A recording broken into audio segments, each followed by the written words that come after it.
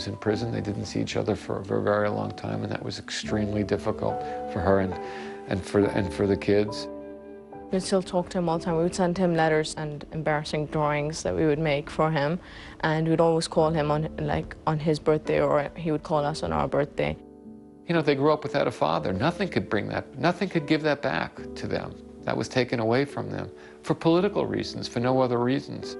She would tell me how lonely she was and how difficult it was to live out of a suitcase and how difficult it was to be away from the children for months and months at a time. And she said, but that's the nature of my life. And, you know, sometimes she would cry. And, you know, she would never cry in public. No one ever saw it. No one ever saw it. She would still make sure that we knew that he's going to come back here, he will come back, we're going to be fine, we're all together. She'd always remind us of that. This is what this family sacrificed for Pakistan, for democracy.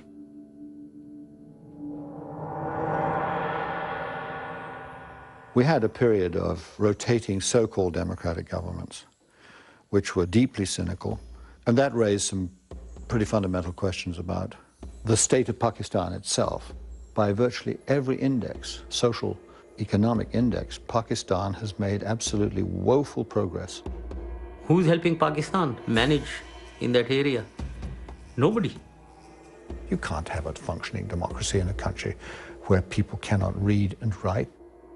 You can always gauge the political situation in Pakistan by the number of madrasas that exist in the villages and the rural areas. The government relinquished its responsibility in providing education, health, housing, and social services to our people. And parents who were desperate to house their children, feed them and clothe them, handed them over to the political madrasas. The political madrasas did house, clothe, and feed the children, but they also provided the poison of hatred. Half the population of 175 million is below the age of 18. This is the biggest recruitment pool for the militants. The Pakistani intelligence service would funnel volunteers into Osama's camps and use his facilities. That he was essentially a contractor for training camps that the intelligence service wanted to set up in Afghan territory in order to train fighters to go into Kashmir. Osama bin Laden was able to operate with impunity. Benazir knew exactly that the elements of the Mujahideen that we had empowered were Western haters, and their concept of jihad was going to expand beyond Afghanistan, and we were next on the list.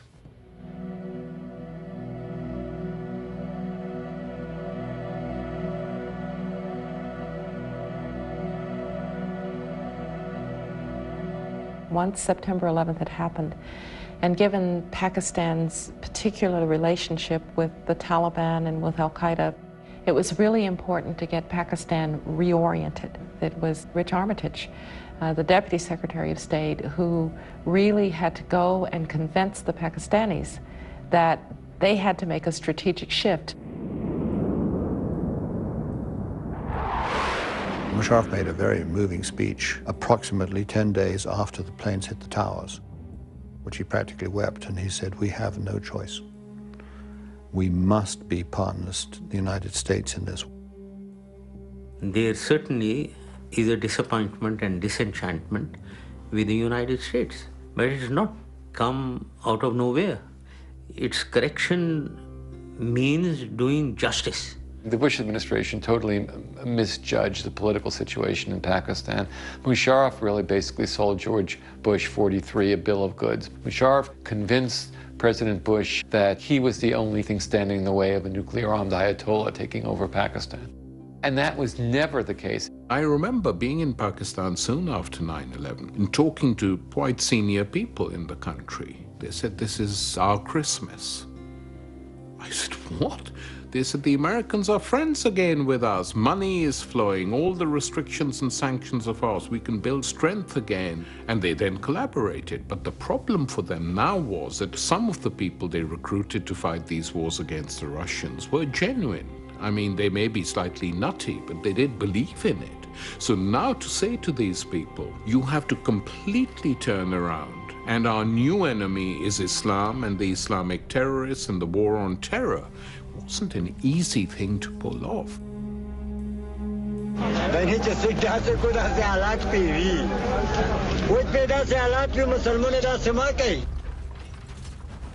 We are being blamed. We are being blamed for terrorism as being the source and cause of terrorism. We are not the source, we are not the cause. We're now talking about a state which has at least half a dozen nuclear weapons and no doubt is intent on producing more.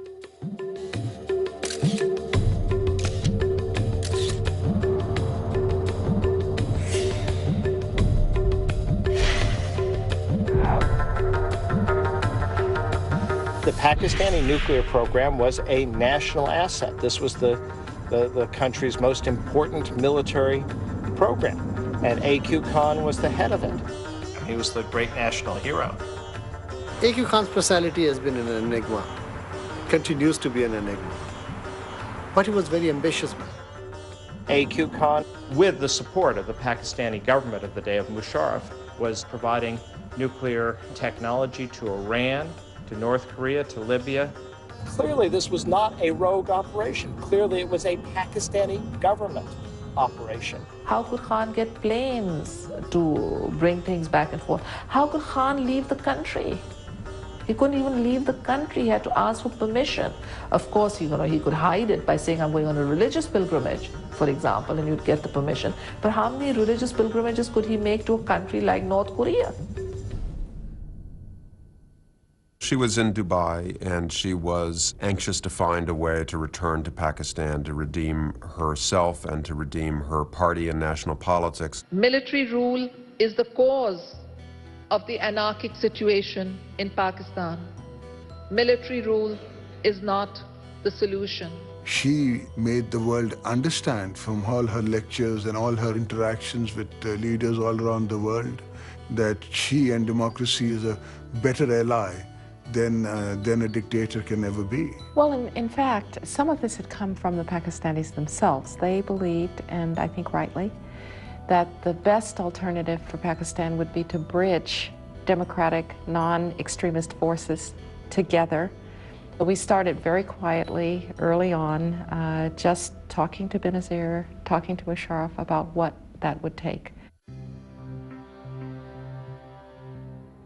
Finally, Asif Zardari got released from all the cases. One day judgment was announced acquitting him in the case. 17 years of marriage and 11 years of incarceration, and so you can imagine we've hardly had any time with each other. We were so excited. We were like hoping to meet him like straight away and everything. So we were waiting and waiting for him to come.